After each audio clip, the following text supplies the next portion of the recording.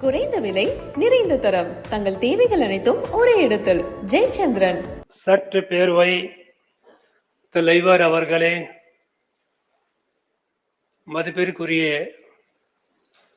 முதல்வர் அவர்களே,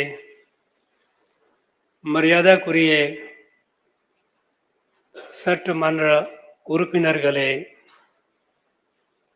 சட்ட பேரவை அலுவலர்களே, ஊடக நண்பர்களே, தமிழக சகோதர சகோதரிகளே, அனைவருக்கும் வணக்கம்.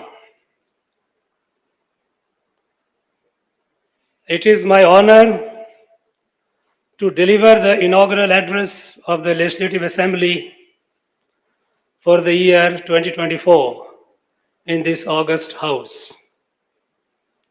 I extend my warm greetings to everyone for the new year, and I wish that this year brings more happiness, prosperity, and well-being to everyone. I commence my address by recalling the immortal words of Saint Thiruvalluvar, which encapsulate the vision of this government for the state. Pini inmai selvam vilai vinabam emam ani enaba natirka vaind. Absence of disease, plenty in harvest, wealth, general happiness and security, these five are the jewels of a country. Friends, my repeated requests and advice to show due respect to the national anthem and play it at the beginning and end of the address has been ignored. This address has numerous passages with which I convincingly disagree on factual and moral grounds. I lending my voice to them would constitute constitutional travesty. Hence, with respect to the House, I conclude my address, wish this House a productive and healthy discussion for the good of the people. Valga Tamil Nadu, Valga Bharatam. Jai Hind, Jai Bharat, Nandri.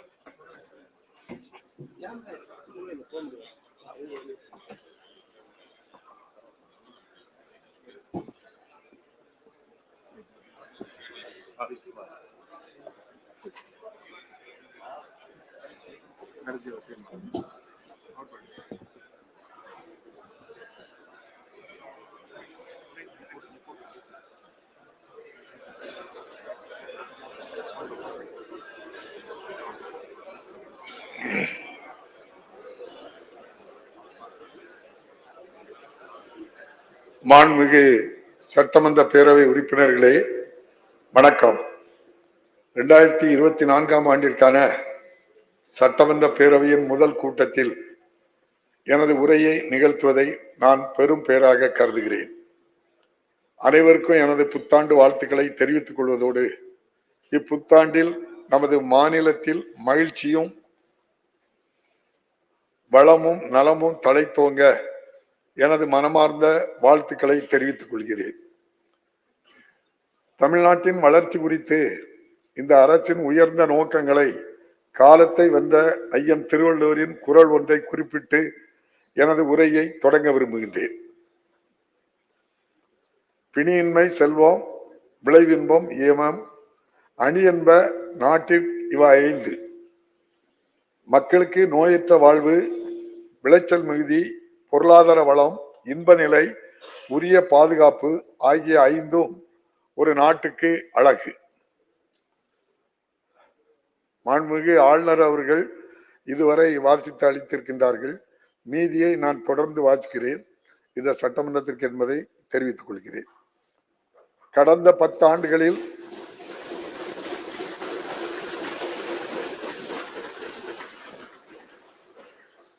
நமது நாட்டின் பொருளாதார வளர்ச்சியின் ஆற்றல் மையமாக தமிழ்நாடு உருவெடுத்துள்ளது. நாட்டின் நிலப்பரப்பில் 4% மக்கள் தொகையில் 6% மட்டுமே கொண்டுள்ள நமது மாநிலம் இந்தியாவின் பொருளாதாரத்தில் 9%க்கும் அதிகமான பங்கினை அளிக்கிறது. 2022-23 ஆண்டின் வளர்ச்சியின்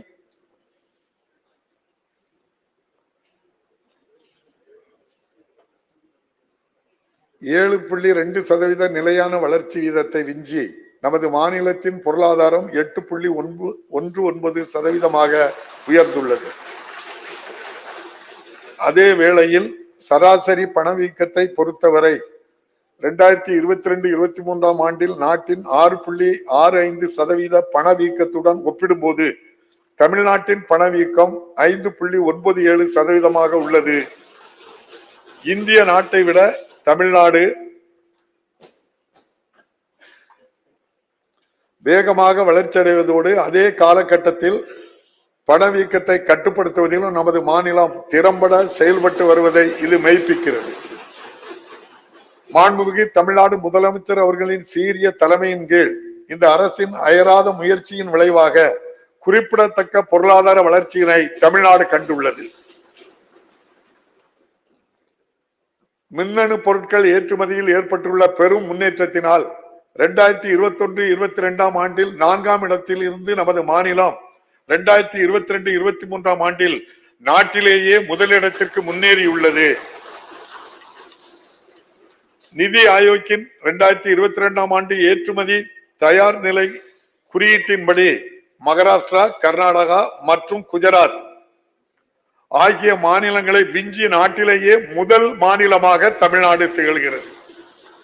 4 வலுவான பொருளாதாரம், சமூக இணக்கத்தன்மை மற்றும் மகத்தான மக்களாட்சி ஆகியவையே நமது மாநிலம் தொடர்ந்து நாட்டிலேயே அந்நிய முதலீடுகளை ஈர்க்கும் முதல் முகவரியாக திகழ்வதற்கு வழிவகுக்கின்றன. கடந்த ஜனவரி 7 மற்றும் 8ஆம் தேதிகளில் சென்னையில் வெற்றிகரமாக நடத்தப்பட்ட உலக முதலீட்டாளர்கள் மாநாடு இதற்கு ஒரு சான்றாகும். தமிழ்நாட்டின் தலை சிறந்த தொழில் சூழல் அமைப்பையும் அதன் எதிர்காலத்திற்கேற்ற வகையிலான மனித வளத்தையும் உலகிற்கு பறைசாற்றும் வகையில் இந்நிகழ்வு அமைந்துள்ளது. 30க்கும் மேற்பட்ட நாடுகளில் இருந்து புகழ்பெற்ற அறிஞர்கள், முன்னணி நிறுவனங்களின் மூத்த நிர்வாகிகள், கொள்கை வகுப்பாளர்கள் உள்ளிட்ட பலர் பங்கேற்ற இந்நிகழ்வு தமிழ்நாட்டை உலகளவில் தலைமை நிலைக்கு உயர்த்துவதற்கு உயர்ந்த தளமாக உள்ளது. 5 உலக முதலீட்டாளர்கள் மாநாட்டின் போது 14.54 லட்சம் நபர்களுக்கு நேரடி வேலை வாய்ப்புகளை உருவாக்கும் வகையில் முன் எப்போதும் இல்லாத அளவிலான மொத்தம் 6.64 லட்சம் கோடி ரூபாய் முதலீடுகள் செய்வதற்கு சாதனை படைக்கும் வகையில் நிறுவனங்களுடன் தமிழ்நாடு அரசு 631 புரிந்துணர்வு ஒப்பந்தங்களை மேற்கொண்டுள்ளது. இம்முதலீடுகள் மாநிலத்தின் முன்னேற்ற பாதையை வடிவமைத்து உயர்நிலை பொருளாதார வளர்ச்சியை உறுதி செய்யும். மேலும் இந்நிகழ்வில் மாண்புமிகு முதலமைச்சர் அவர்கள் $1 டிரில்லியன் தமிழ்நாடு பொருளாதாரம் குறித்த தொலைநோக்கு ஆவணத்தை வெளியிட்டார். இந்த உயரிய இலக்கை அடைவதற்கு தேவையான அனைத்து நடவடிக்கைகளையும் நமது அரசு மேற்கொண்டு வருகிறது. 6 தமிழ்நாட்டில் விளையாட்டை மேம்படுத்துவதற்கு இந்த அரசு இடைவிடாத முயற்சிகளை மேற்கொண்டு வருவதுடன் நம் மாநிலத்தின் நாட்டின் முன்னணி விளையாட்டு மையமாகவும் நிலை நிறுத்தியுள்ளது. சர்வதேச செஸ் ஒலிம்பியாட் மற்றும் கோலா இந்தியா இளைஞர் விளையாட்டு போட்டிகள் போன்ற மகத்தான விளையாட்டு நிகழ்வுகளை சிறப்பாக நடத்தியதன் மூலம் அந்த நோக்கம் வெற்றிகரமாக நிறைவேறியுள்ளது. 6வது கோலோ இந்தியா இளைஞர் விளையாட்டு போட்டிகள் தமிழ்நாட்டில் முதன்முறையாக ஜனவரி 16, 2024 அன்று மாண்புமிகு இந்திய பிரதமர் அவர்களால் பிரமாண்டமாக தொடங்கி வைக்கப்பட்டது. 13 நாட்கள் நடைபெற்ற இப்போட்டிகளில் 26 விளையாட்டு பிரிவுகளில் நாடு முழுவதிலும் இருந்து 5600 இளம் விளையாட்டு வீரர்கள் தேசிய அரங்கில் தங்களின் திறனை வெளிப்படுத்தினர். இம்முறை தமிழ்நாடு 38 தங்கம், 21 வெள்ளி மற்றும் 39 வெண்கலம் என மொத்தம் 98 பதக்கங்களை பெற்று இந்தியாவிலே 2வது இடம் பிடித்து சாதனை படைத்தது.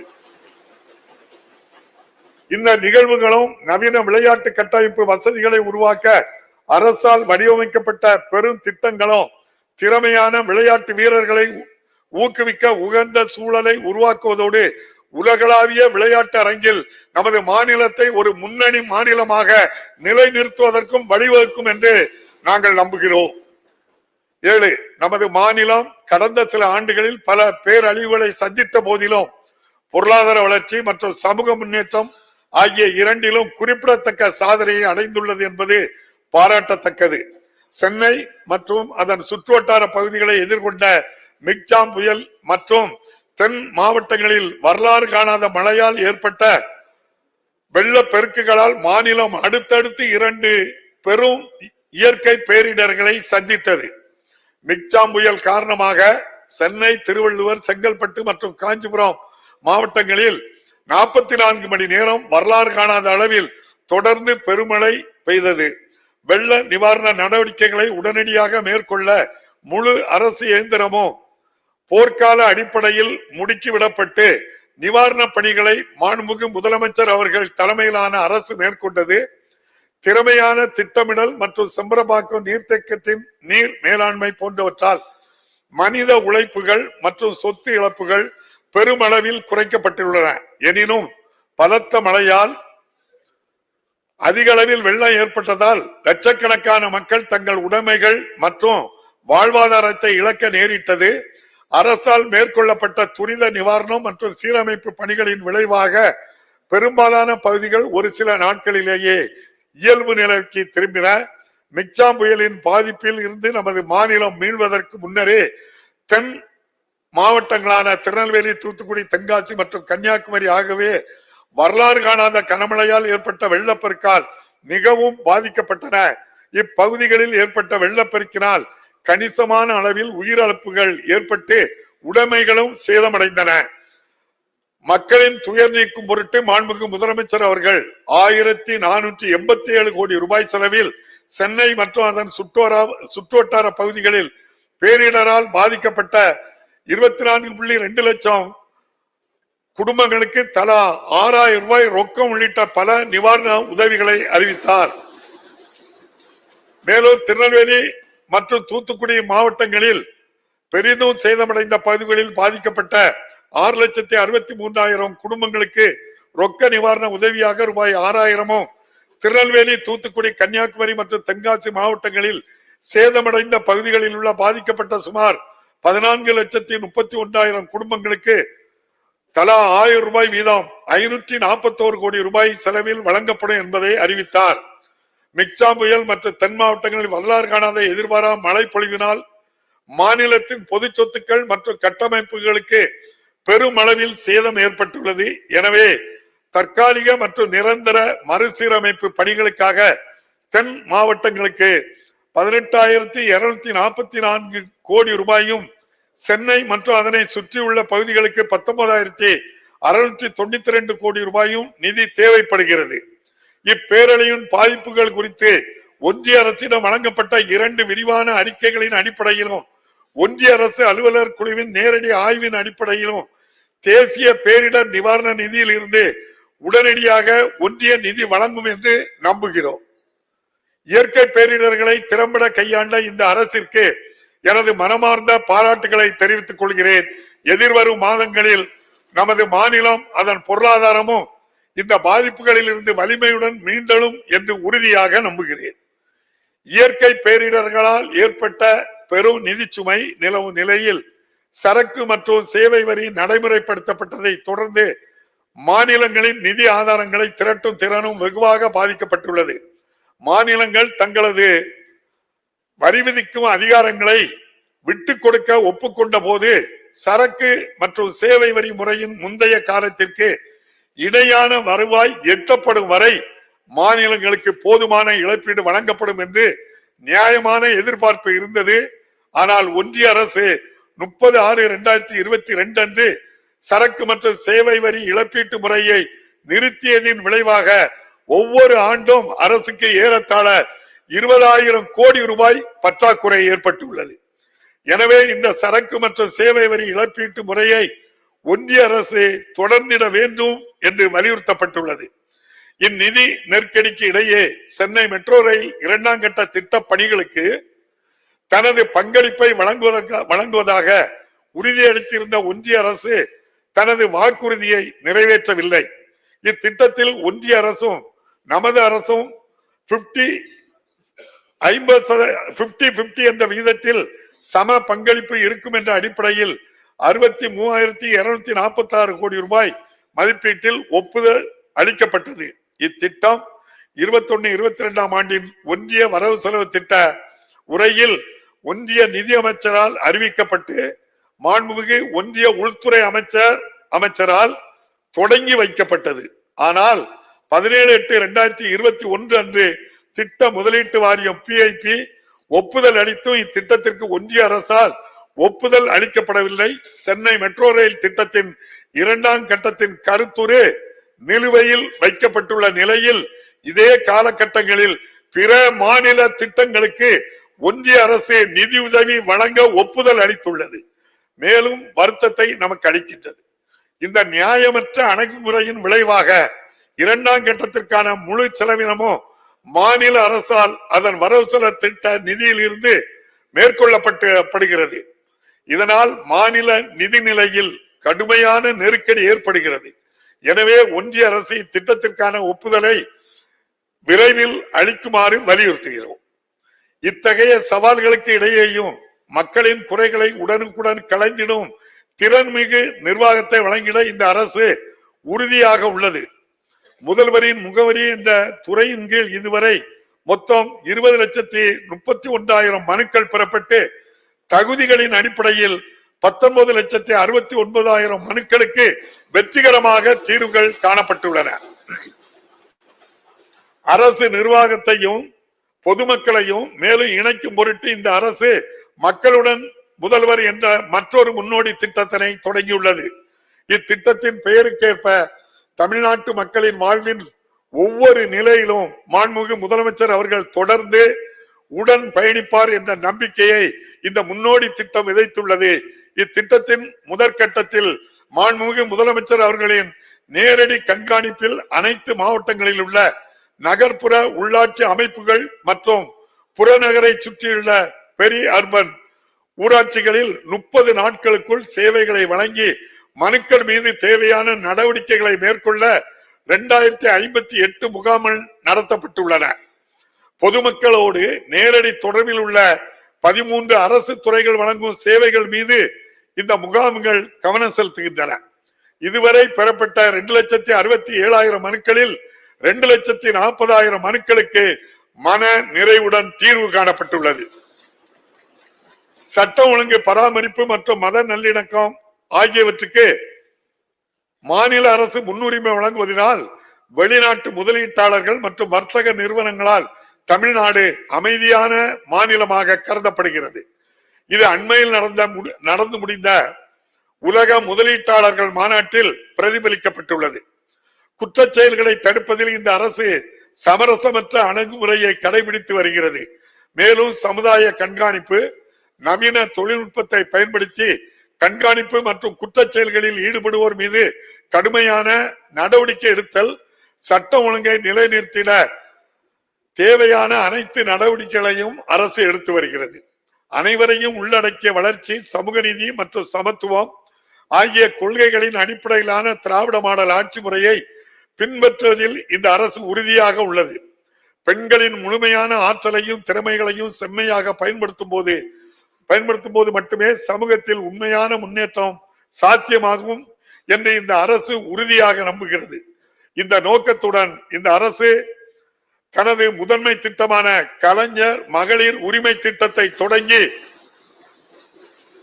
1,15,00,000 மேற்பட்ட பெண்களுக்கு நேரடியாக அவர்களின் வங்கி கணக்கில் மாதந்தோறும் 1000 ரூபாய் உரிமை தொகை வழங்கி தனது தேர்தல் வாக்குறுதியை நிறைவேற்றி காட்டியுள்ளது.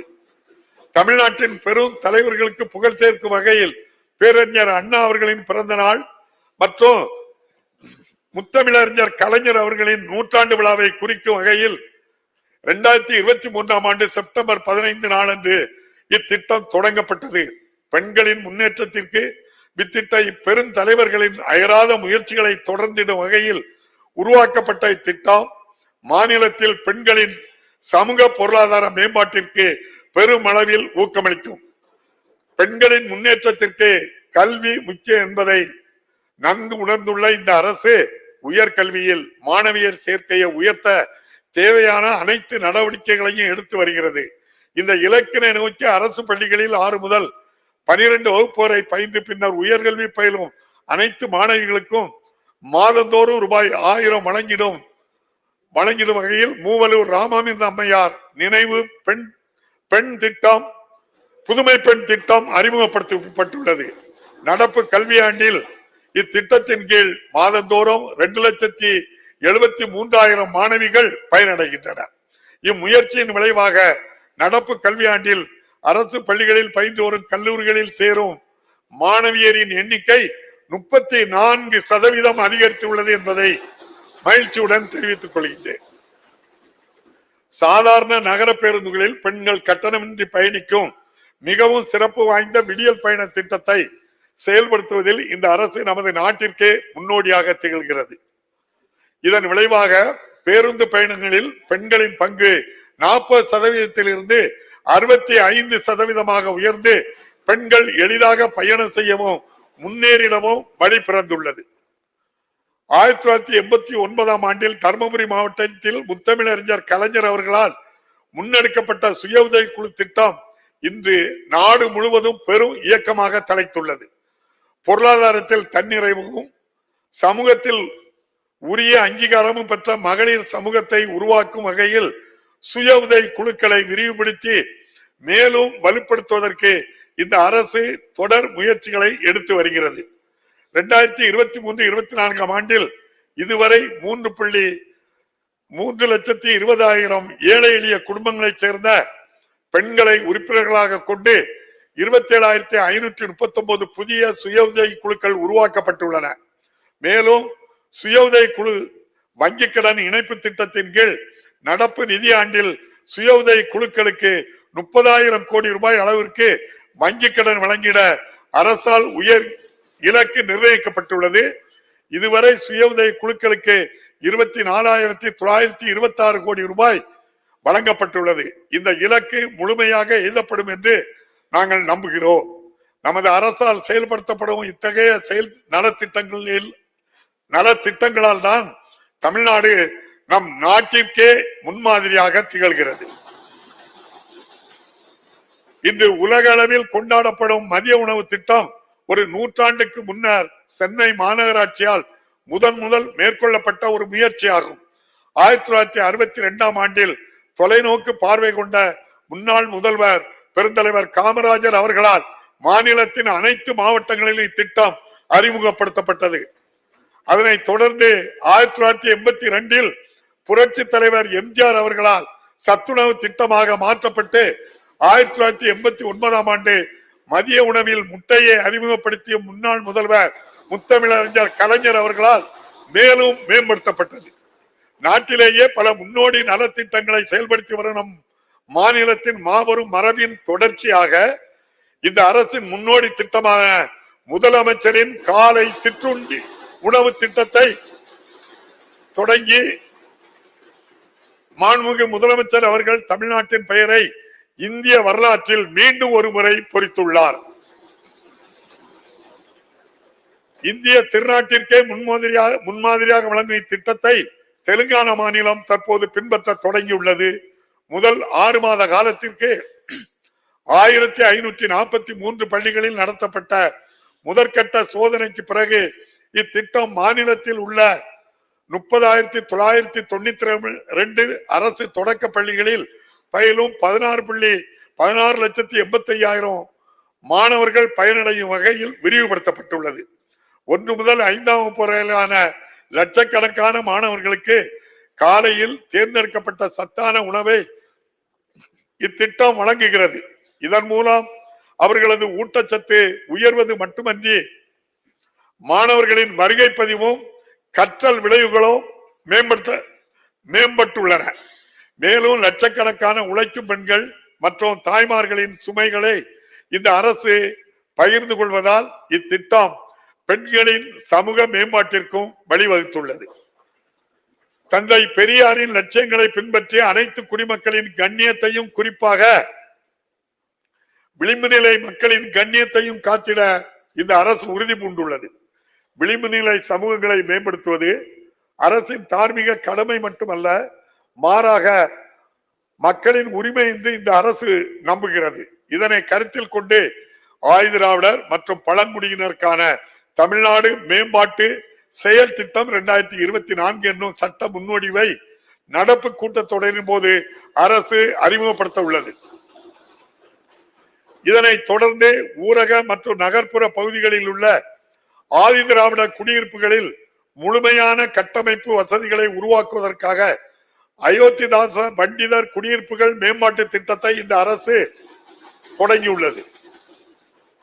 குடிநீர் வழங்கல், மின் வசதி, குடியிருப்புகளுக்கு சாலை வசதி, பூங்காக்கள் மற்றும் நூலகங்கள் உள்ளிட்ட பொது பயன்பாட்டுக்கு வசதிகள் போன்ற 1769 பணிகளுக்காக 2023-24 ஆண்டு நிதியாண்டில் 200 கோடி ரூபாய் மதிப்பீட்டில் மேற்கொள்ளப்பட்டு வருகிறது.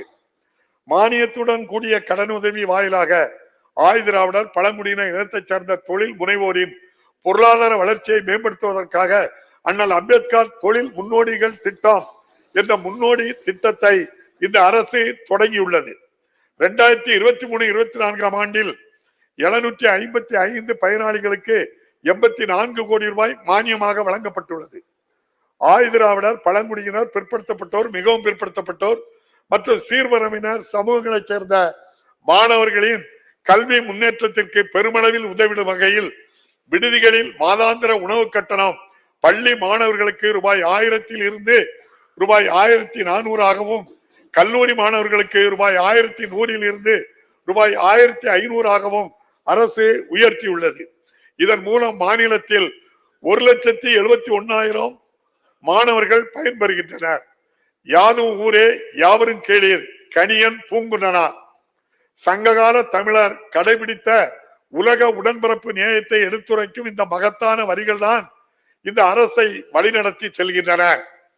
வேற்றுமையில் ஒற்றுமை என்ற நமது நாட்டின் உன்னதமான கொள்கைகள் தற்போது கடுமையான அச்சுறுத்தலுக்கு உள்ளாகியிருக்கும் வேளையில் தமிழ்நாட்டில் சமூக நல்லிணக்கத்தை பேணி பாதுகாப்பதில் நமது அரசு உறுதியாக உள்ளது.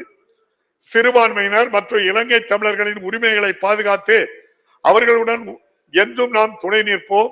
அந்த வகையில் ஒன்றிய அரசின் குடியுரிமை திருத்த சட்டத்தை தமிழ்நாட்டில் ஒருபோதும் முறைப்படுத்த அனுமதிப்பதில்லை என்பதில் இந்த அரசு உறுதியாக உள்ளது. அரசின் பல்வேறு நலத்திட்டங்களின் பலன்கள் தகுதியானவர்களை சென்றடைவதன் மூலமாகவே அனைவரையும் உள்ளடக்கிய ஒரு சமத்துவ சமுதாயத்தை உருவாக்கிட இயலும். இந்த அடிப்படையில் தான் 2021 ஆண்டில் நடைபெற்றிருக்க வேண்டிய தேசிய 10 ஆண்டு மக்கள் தொகை கணக்கெடுப்பு அடுத்து மேற்கொள்ளப்படும் போது சாதி வாரியான மக்கள் தொகை கணக்கெடுப்பையும் ஒருங்கிணைத்து நடத்திடுமாறு மாண்புமிகு பிரதமர் அவர்களை மாண்புமிகு முதலமைச்சர் அவர்கள் வலியுறுத்தி உள்ளார்கள். நம்பகத்தன்மை வாய்ந்த புள்ளி விவரங்களின் அடிப்படையில் தான் ஆராய்ந்து உரிய கொள்கை முடிவுகளை எடுத்திட இந்த முயற்சி பெரும் உதவியாக இருக்கும் என்பதால் இக்கோரிக்கை ஒன்றிய அரசால் ஏற்கப்படும் என்று இந்த அரசு நம்புகிறது. சமத்துவம் மற்றும் அனைவரையும் உள்ளடக்கிய சமூகத்தினை உறுதி செய்துள்ள நோக்கத்தின் ஒரு பகுதியாக கடுமையாக பாதிக்கப்பட்ட மாற்றுத்திறனாளிகளுக்கான மாத உதவித்தொகையை ரூபாய் 1500 இருந்து ரூபாய் 2000 ஆகவும், மாற்றுத்திறனாளிகளுக்கான ஓய்வூதியத்தை ரூபாய் 1000 இருந்து 1500 ஆகவும் இந்த அரசு உயர்த்தி வழங்கியுள்ளது. தமிழ்நாடு மாற்றுத்திறனாளிகள் நல வாரியத்தில் மருத்துவ உதவி, விபத்தால் ஏற்படும் மரணத்திற்கான இழப்பீடு போன்ற உதவிகளும் நடப்பாண்டில் 2 மடங்காக உயர்த்தப்பட்டுள்ளது. இத்தகைய முயற்சிகள் மூலம் 10,11,000 மாற்றுத்திறனாளிகளுக்கு தேவையான வசதிகள் வழங்கப்படும். குறைந்த வருவாய் ஈட்டுவோர், தங்களின் வாழ்வாதாரத்தை மேம்படுத்த இயலாத நபர்கள், குறிப்பாக முதியோர்கள், ஆதரவற்ற விதவைகள், கணவனால் கைவிடப்பட்ட பெண்கள் போன்றவர்களின் நலன் காக்க இந்த அரசு பல்வேறு சமூக பாதுகாப்பு ஓய்வூதிய திட்டங்களை செயல்படுத்தி வருகிறது. இவர்களுக்கான மாத ஓய்வூதியத்தை 2023 ஆண்டில் ரூபாய் 1000 இருந்து ரூபாய் 1200 உயர்த்தப்பட்டுள்ளது. இதனால் 845 கோடி ரூபாய் கூடுதலாக இந்த அரசுக்கு செலவினம் ஏற்பட்டுள்ளது. மேலும் நிலுவையில் இருந்த அனைத்து விண்ணப்பங்களும் தீர்வு காணப்பட்டதின் பயனாக 74,073 தகுதியுடைய பயனாளிகள் புதிதாக சமூக பாதுகாப்பு திட்டத்தில் சேர்ந்துள்ளனர். விவசாயிகள் நலன் மற்றும் வேளாண் வளர்ச்சி மேம்பட பல முன்னோடி திட்டங்களை இந்த அரசு நடைமுறைப்படுத்தி வருகிறது. 76 கோடி ரூபாய் செலவில் குறுவை சிறப்பு தொகுப்பு திட்டத்தை செயல்படுத்தியதன் விளைவாக நடப்பாண்டில் குறுவை சாகுபடி பரப்பு முன் எப்போதும் இல்லாத அளவில் 5,59,000 ஏக்கராக உயர்ந்துள்ளது. முழுமையான வேளாண் வளர்ச்சி எதிர தேவையான கட்டமைப்புகளை ஏற்படுத்திட இந்த ஆண்டில் 190 கோடி ரூபாய் செலவில் 2,504 கிராம ஊராட்சிகளில் கலைஞரின் அனைத்து கிராம ஒருங்கிணைந்த வேளாண் வளர்ச்சி திட்ட பணிகள் செயல்படுத்தப்பட்டு வருகின்றன. சாகுபடி செலவை குறைத்து விவசாயிகளின் வருவாயை உயர்த்தும் முயற்சியாக 2023-24 ஆண்டில் மேலும் 50,000 புதிய வேளாண் மின் இணைப்புகள் இந்த அரசால் அறிவிக்கப்பட்டுள்ளது. இதன் விளைவாக 2021 ஆண்டிலிருந்து இதுவரை மொத்தமாக 2 லட்சம் புதிய வேளாண் மின் இணைப்புகள் வழங்கப்பட்டுள்ளன. மாநிலத்தில் உள்ள விவசாயிகள் மற்றும் பால் உற்பத்தியாளர்களின் வருவாயை உயர்த்தும் நோக்கத்துடன் விவசாயிகளால் வழங்கப்படும் பசும்பால் மற்றும் எருமைப்பால் லிட்டர் ஒன்றுக்கு 3 ரூபாய் ஊக்கத்தொகையாக இந்த அரசு அறிவித்துள்ளது. குறுகிய காலத்திலேயே பால் கொள்முதல் விலையை 6 ரூபாய் உயர்த்தியுள்ளது. வரலாற்றிலேயே இதுதான் முதல் முறை ஆகும். அரசின் இந்த முயற்சிகள் நுகர்வோரின் நலன்களை எவ்விதத்திலும் பாதிக்காமல் மாநிலத்தில் உள்ள 3,87,000 மேற்பட்ட பால் உற்பத்தியாளர்களுக்கு பயனளித்துள்ளன. மாநிலங்களுக்கு இடையேயான நதிநீர் பங்கீட்டு பிரச்சனையில் தமிழ்நாட்டின் உரிமைகளை நிலைநாட்டிட இந்த அரசு உறுதியாக உள்ளது. இப்பிரச்சனைகளில் நமது அரசு நமது மாநில விவசாயிகளினுடைய நலன்களை பாதுகாத்திட தேவையான அனைத்து நடவடிக்கைகளையும் இந்த அரசு மேற்கொள்ளும். மாண்புமை உச்ச நீதிமன்ற உத்தரவின்படி காவிரி நதிநீர் மேலாண்மை ஆணையம் நதிநீர் பங்கீட்டிற்கான அறிவியல் ரீதியான கணக்கீட்டை உருவாக்க வேண்டும் என்று தொடர்ந்து வலியுறுத்ததோடு காவிரியில் மேகதாது அணை கட்டுவதை தடுக்க தேவையான அனைத்து முயற்சிகளையும் முன்னெடுப்போம். மீனவர்களின் நலனில் இந்த அரசு மிகுந்த கவனம் செலுத்தி வருகின்றது. மேலும் மாநிலத்தின் பாரம்பரிய மீன்பிடிப்பு பகுதிகளில் நமது மீனவர்களின் உரிமைகளை பாதுகாப்பதில் முழு அர்ப்பணிப்பு உணர்வுடன் இந்த அரசு செயல்பட்டு வருகின்றது. 2023 ஆண்டில் இலங்கை கடற்படையினர் 243 மீனவர்களை அவர்களின் மீன்பிடி படகுகளுடன் கைது செய்தனர். இந்த அரசின் இடைவிடாத முயற்சியால் இதுவரை 242 மீனவர்களும் ஒரு மீன்பிடி படகும் விடுவிக்கப்பட்டு தாயகம் திரும்பினார். இருப்பினும் கடந்த ஒரு மாதத்தில் மட்டும் 88 மீனவர்கள் அவர்களது மீன்பிடி படகுகளும் கைது செய்யப்பட்டுள்ளனர். தூதரக அளவிலான வழிமுறைகளை பின்பற்றி மீதமுள்ள மீனவர்களையும் மீன்பிடி படகுகளையும் உடனடியாக விடுவிக்க பிரச்சனைக்கு நிரந்தர தீர்வு காண ஒன்றிய அரசை இந்த அரசு தொடர்ந்து வலியுறுத்தும். மாநிலத்தின் பல்லுயிர் வளத்தை பாதுகாப்பதில் இந்த அரசு உறுதியாக உள்ளது. இந்த நோக்கத்தோடு மாநில விலங்கின் வாழ்விடத்தை பாதுகாக்க மாண்புமிகு தமிழ்நாடு முதலமைச்சர் அவர்களால் நீலகிரி வரையாடு திட்டம் தொடங்கப்பட்டது. மேலும் மாண்புமிகு முதலமைச்சர் அவர்களால் தாவரங்கள், விலங்கினங்கள் மற்றும் கடல்வாழ் உயிரினங்களை சட்டவிரோத கடத்தலை தடுக்கும் வகையில் தமிழ்நாடு வனம் மற்றும் வனவிலங்கு கட்டுப்பாட்டு மையம் ஒன்று அமைக்கப்பட்டுள்ளது. இத்தகைய அமைப்பு ஒன்று ஏற்பட்டுள்ளது நமது மாநிலத்தின் வனவியல் பாதுகாப்பு வரலாற்றில் ஒரு புதிய மைல்கல் ஆகும். மீண்டும் மஞ்சப்பை தமிழ்நாடு பசுமை காலநிலை நிறுவனம் மற்றும் சுற்றுச்சூழல் வீராங்கனைகள் ஆகிய நமது அரசின் 3 முன்னோடி முயற்சிகளும் ஒன்றிய சுற்றுச்சூழல் காலநிலை மாற்றம் மற்றும் வன அமைச்சகத்தால் சிறப்பான நடைமுறைகளாக அங்கீகரிக்கப்பட்டு அண்மையில் துபாயில் நடைபெற்ற சர்வதேச மாநாட்டில் COP28 காட்சிப்படுத்தப்பட்டு உலக அளவிலான அங்கீகாரத்தை பெற்றுள்ளன. நமது மாநிலத்தின் சுகாதார நிறுவனங்களின் வியத்தகு சாதனைகளால் மருத்துவ சுற்றுலாவில் நாட்டிலேயே முதன்மையான இடமாக தமிழ்நாடு திகழ்கிறது. இதற்காக மருத்துவ கட்டமைப்பின் தரத்தை மேலும் விரிவுபடுத்துவதில் இந்த அரசு கவனம் செலுத்தி வருகிறது. குறிப்பாக 15 மாத காலத்திற்குள்ளாகவே கிண்டியில் 1000 படுக்கைகள் கொண்ட கலைஞர் நூற்றாண்டு பன்னோக்கு உயர் சிறப்பு மருத்துவமனையை 240 கோடி ரூபாய் செலவில் அரசு கட்டமைத்து செயல்பாட்டுக்கு கொண்டு வந்து சாதனை படைத்துள்ளது. தொற்றா நோய்களின் பரவலை தடுக்கும் நோக்கத்துடன் மக்கள் வீட்டில் இருந்தபடியே கட்டணமில்லா மருத்துவ சேவையை பெற்று பயனடையும் வகையில் இந்த அரசால் தொடங்கப்பட்ட மக்களை தேடி மருத்துவம் திட்டம் மாபெரும் வெற்றியை பெற்றுள்ளது. இதுவரை இத்திட்டத்தின் கீழ் 1,07,00,000 கோடி நபர்கள் பயனடைந்துள்ளார்கள். நாட்டிலேயே முன்னோடி முயற்சியாக விபத்து நடந்த முதல் 48 மணி நேரத்திற்குள் அனைவருக்கும் கட்டணமில்லா அவசர சிகிச்சை கிடைப்பதை உறுதி செய்திட இந்த அரசு இன்னுயிர் காப்போம் நம்மை காக்கும் 48 திட்டத்தை அறிமுகப்படுத்தி இத்திட்டத்தின் கீழ் மதிப்புமிக்க எண்ணற்ற உயிர்கள் காக்கப்பட்டு இதுவரை 2,17,000 நபர்கள் பயனடைந்துள்ளனர். மாணவர்களிடையே கற்றல் இடைவெளியை குறைப்பதென இல்லந்தேடி கல்வி மற்றும் அடிப்படை எழுத்தறிவை மேம்படுத்த எண்ணும் எழுத்தும் போன்ற திட்டங்களை செயல்படுத்தி கல்வி தரத்தை மேம்படுத்துவதற்கு இந்த அரசு முனைப்புடன் செயலாற்றி வருகிறது. குறிப்பாக இல்லந்தேடி கல்வி திட்டம் தன்னார்வர்கள் மூலம் 1,65,000 மையங்களில் செயல்படுத்தப்பட்டு வருகிறது. மாநிலத்தில் 24,86,000 மாணவர்கள் பயன்பெற்று வருகின்றனர். குழந்தைகள் மற்றும் பெரியவர்கள் மத்தியில் வாசிப்பு பழக்கத்தை வளர்க்கும் வகையில்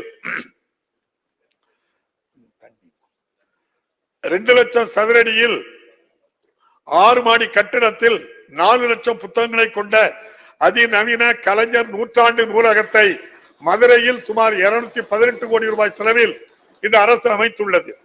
கலைக்கூடம், பல்நோக்கு அரங்கம், குழந்தைகளுக்கான சிறப்பு அரங்கம், மாநாட்டு கூடம் என அனைத்து நவீன வசதிகளுடன் செயல்படும் இந்நூலகம் தென் மாவட்ட மக்களுக்கு பெரும் பயனளித்து வருகிறது.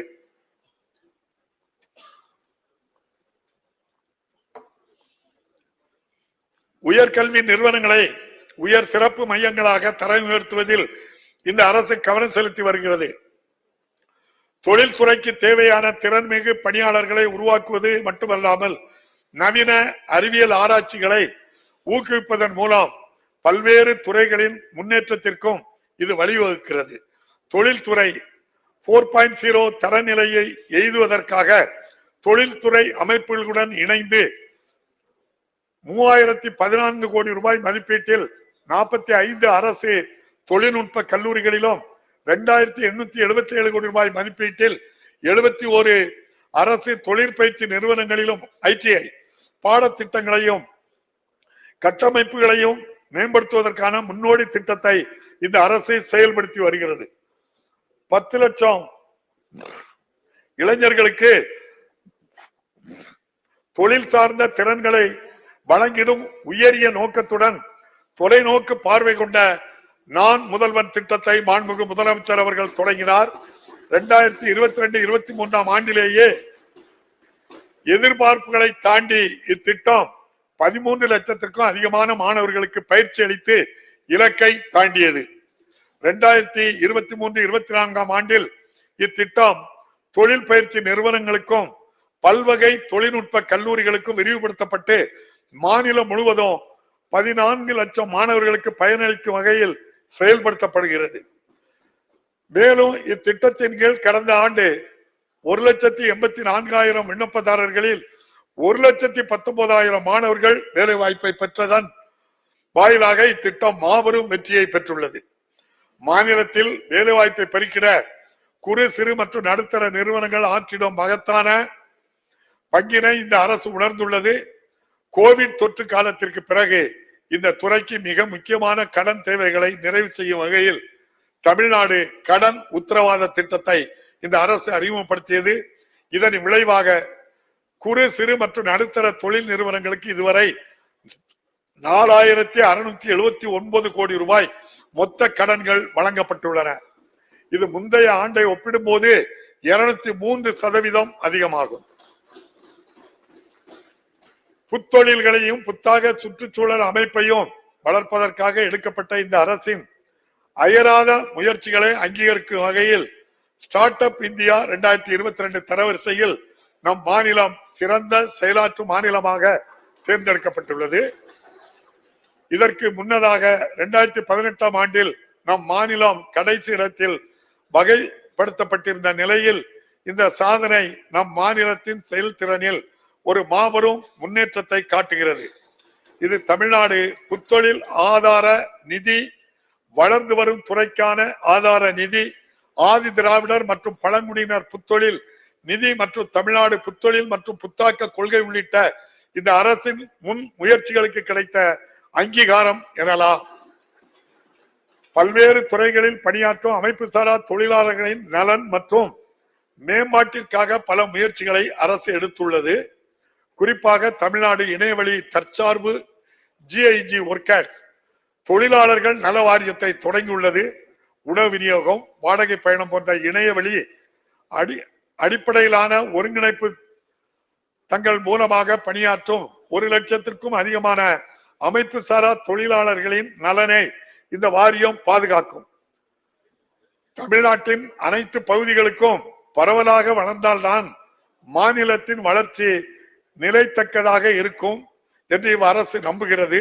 எனவே ஊரக பகுதிகளில் தரமான கட்டமைப்பை வசதிகளை உருவாக்குவதற்கு அனைத்து கிராம அண்ணாமலர்ச்சி திட்டம் 2 மாநிலம் முழுவதும் செயல்படுத்தப்பட்டு வருகிறது. 2023-24 ஆண்டில் இதன் கீழ் 2504 கிராம ஊராட்சிகளில் 1149 கோடி ரூபாய் மதிப்பீட்டில் பல்வேறு பணிகள் மேற்கொள்ளப்பட்டு வருகின்றன. மாநிலத்தின் ஊரக பகுதிகளில் உள்ள அனைத்து வீடுகளுக்கு பாதுகாக்கப்பட்ட குடிநீர் இணைப்புக்கான வழங்குவதற்காக ஜல்ஜீவன் திட்டத்தின் கீழ் 18,228 கோடி ரூபாய் செலவில் ஒருங்கிணைந்த குடிநீர் வழங்கல் திட்டங்களுக்கு அரசு ஒப்புதல் அளித்துள்ளது. பல்வேறு நிலைகளில் செயல்படுத்தப்பட்டு வரும் இப்பணிகளின் கீழ் இதுவரை ஊரக பகுதிகளில் 1 கோடிக்கும் அதிகமான வீடுகளுக்கு இணைப்புகள் வழங்கப்பட்டுள்ளன. ஊரக பகுதிகளில் சாலை இணைப்புகளுக்கு சிறப்பு முக்கியத்துவம் அளித்து ஊராட்சி ஒன்றியங்கள் மற்றும் கிராம ஊராட்சிகள் சாலைகளை மேம்படுத்திட முதல்வரின் கிராம சாலைகளை மேம்பாட்டு திட்டத்தை அரசு அறிமுகப்படுத்தியுள்ளது. இந்த அரசின் தொடர் முயற்சியால் 2021-22 ஆண்டு முதல் மொத்தம் 6,742 கோடி ரூபாய் செலவில் 11,655 கிலோமீட்டர் நீளமுள்ள கிராமப்புற சாலைகளை மேம்படுத்தப்பட்டு வருகின்றன. மேலும் முக்கியமான பெரிய ஊராட்சி சாலைகளை இதர மாவட்ட சாலைகளுக்கு இணையாக கொண்டு வர 2,787 கிலோமீட்டர் நீள சாலைகளை 3,056 கோடி ரூபாய் செலவில் மேம்படுத்தும் பணிகளை அரசு மேற்கொண்டுள்ளது. மாநில நெடுஞ்சாலைகள் மற்றும் இதர முக்கிய சாலைகள் மேம்படுத்துவதற்காக நடப்பாண்டில் விரிவான சாலை கட்டமைப்பு மேம்பாட்டு திட்டத்தின் கீழ் 3,059 கிலோமீட்டர் நீள சாலை மேம்பாட்டு பணிகளை 4,861 கோடி ரூபாய் செலவிலும் 187 பாலங்கள் கட்டுமான பணிகளை 553 கோடி ரூபாய் செலவிலும் இந்த அரசு மேற்கொண்டு வருகிறது. பெருகி வரும் மக்கள் தொகை மற்ற நகர்ப்புற மக்களின் அதிகரித்து வரும் எதிர்பார்ப்புக்கு ஏற்ப உள்ளாட்சி அமைப்புகள் அளித்திடும் சேவைகளின் தரத்தை தொடர்ந்து விரிவுபடுத்தி மேம்படுத்துவது இந்த அரசின் முக்கிய கடமையாகும். 2021 ஆண்டு முதல் 1,45,00,000 பயனாளிகளுக்கு 21,156 கோடி ரூபாய் செலவில் 261 குடிநீர் வழங்கல் திட்டங்களை அரசு அனுமதித்துள்ளது. மேலும் 13 நகராட்சிகள் 12 நகராட்சிகளுக்கான 47 பாதாள சாக்கடை திட்டங்களுக்காக 71,67,000 பயனாளிகள் பயன்பெறும் வகையில் 10,314 கோடி ரூபாய் மதிப்பீட்டில் ஒப்புதல் அளிக்கப்பட்டுள்ளது. சாலைகளின் தரத்தை உயர்த்தவும் மேம்படுத்தவும் நகர்ப்புற சாலை மேம்பாட்டு திட்டத்தின் கீழ் அனைத்து நகர்ப்புற உள்ளாட்சி அமைப்புகளிலும் 19,766 சாலை பணிகளுக்காக 1,564 கோடி ரூபாய் மதிப்பீட்டில் ஒப்புதல் அளிக்கப்பட்டுள்ளன. மாநிலத்தில் உள்ள பல்வேறு திருக்கோயில்களில் சொத்துக்கள் மற்றும் நிலங்களை பாதுகாப்பதில் இந்த அரசு உறுதியாக உள்ளது. இதுவரை கோயில்கள் மற்றும் அறநிலையங்களுக்கு சொந்தமான 5,579 கோடி ரூபாய் மதிப்புள்ள 6,071 ஏக்கர் நிலங்களை இந்த அரசு ஆக்கிரமிப்பில் இருந்து மீட்டுள்ளது. மேலும் இந்த அரசு பொறுப்பேற்றதில் இருந்து மொத்தம் 1,290 கோயில்களில் திருப்பணிகள் மேற்கொள்ளப்பட்டு குடமுழுக்குகள் செய்யப்பட்டுள்ளன. 1000 ஆண்டுகள் பழமை வாய்ந்த கோயில்களை பழமை மாறாமல் புதுப்பித்து பாதுகாப்பதற்கான பணிகளை 294 கோடி ரூபாய் செலவில் மேற்கொள்ளப்பட்டு வருகின்றன. தமிழ் என்பது மொழி மட்டுமல்ல, நம்மை ஒன்றிணைத்து நமது வாழ்வை செம்மைப்படுத்தும் உயிர் நாடி. நமது பழமையின் பெருமை, தற்காலத்தின் சிறப்பு மற்றும் எதிர்கால வளத்தின் ஊற்றாகும். உலக தமிழர்களுக்கும் தாய் தமிழகத்திற்கும் இடையேயான தொப்புள் கொடி உறவை பேணி பாதுகாக்க அனைத்து முயற்சிகளையும் இந்த அரசு தொடர்ந்து மேற்கொண்டு வருகிறது. அயலக தமிழ் இளைஞர்களுக்கு முழு நிதி உதவியுடன் கூடிய பண்பாட்டு சுற்றுலா அனுபவத்தை வழங்குவதற்காக இந்த அரசு அண்மையில் வேர்களை தேடி திட்டத்தை அறிமுகப்படுத்தியுள்ளது. தமிழ்நாட்டின் வளமான வரலாறு, பண்பாடு மற்றும் கட்டடக்கலை ஆகியவற்றின் பல்வேறு அம்சங்களை அவர்களுக்கு அறிமுகப்படுத்துவதன் மூலம் உலக நாடுகளில் தமிழ்நாட்டின் பண்பாட்டு தூதர்களாக மாற்றுவதை இந்த திட்டம் நோக்கமாக கொண்டுள்ளது. இந்த அரசு பதவியேற்றது முதல் மக்களுக்கு அளித்த வாக்குறுதிகளை நிறைவேற்றி வருவது மட்டுமின்றி அவர்களின் எதிர்பார்ப்புகளையும் தாண்டி அவர்களது தேவைகளையும் நிறைவு செய்துள்ளோம். இந்த குறுகிய காலத்தில் நாங்கள் நிறைவேற்றிய சாதனைகள் மற்றும் நாங்கள் ஒன்றாக அடைந்த முன்னேற்றம் குறித்து இன்று இந்த மக்கள் மன்றத்தில் முன் பெருமிதத்தோடு நிற்கிறோம். தமிழ்நாட்டு மக்களின் நல்வாழ்வு மற்றும் செழுமைக்காக நாங்கள் அர்ப்பணிப்புடன் செயல்பட்டு வருவதோடு மகத்தான தமிழ் கனவை நனவாக்க உறுதியாக உள்ளோம். இந்த அரசின் மீது நம்பிக்கை வைத்துள்ள தமிழ்நாட்டு மக்களுக்கு நான் நன்றி தெரிவித்துக் கொள்வதோடு சமூக நீதி, மத நல்லிணக்கம், பகுத்தறிவு சிந்தனை மற்றும் மக்களாட்சியின் மாண்புகள் போன்றவற்றை நாட்டிற்கே வழிகாட்டியாக தமிழ்நாடு தொடர்ந்து திகழும் வகையில் இந்த நம்பிக்கை வரும் காலங்களிலும் நிலைக்கும் என நம்புகிறேன். மீண்டும் ஒருமுறை அனைவருக்கும் இனிய புத்தாண்டு வாழ்த்துக்களை தெரிவித்துக் கொண்டு மகாகவி பாரதியாரின் காலத்தை வென்ற கவிதை வரிகளுடன் எனது உரையை நிறைவு செய்கிறேன். வாழிய செந்தமிழ், வாழிய நற்றமிழர், வாழிய பாரத மணி திருநாடு.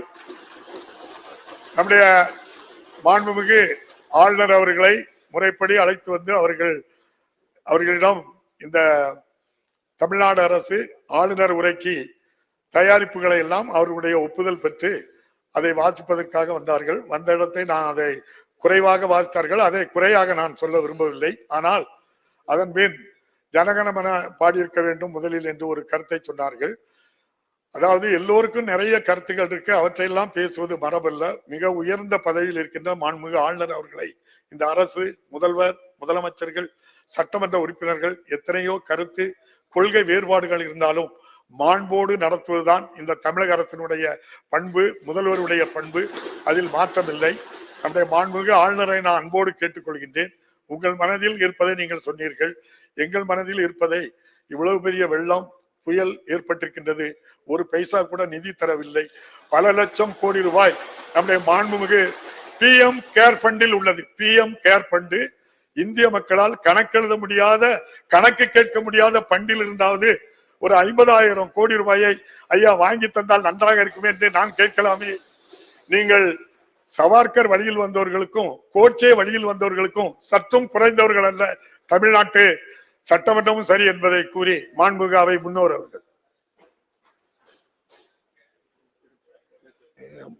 தீர்மானத்தை நிறைவேற்றிட்டு